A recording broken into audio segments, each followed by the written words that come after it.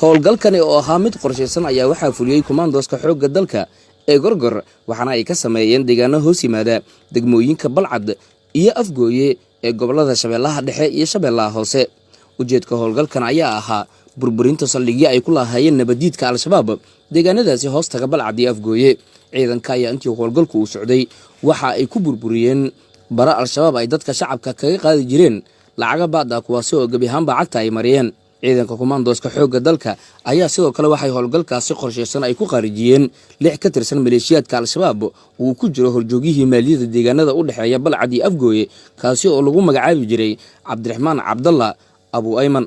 howlgalkan oo aan ka qayb ahayn aniga iyo wariyaal kale oo ka tirsan idaacadda ciidamada qalabka sida ayaa waxay ciidanku ku soo saareen miinooyin Al-Shabaab ay wadooyinka ku aaseen si ay ugu dhibaateeyaan shacabka Soomaaliyeed. sidoo kalena ciidanka ayaa gubay gaari Al-Shabaab waxyaabaha qarxa ay ka soo buuxiyeen.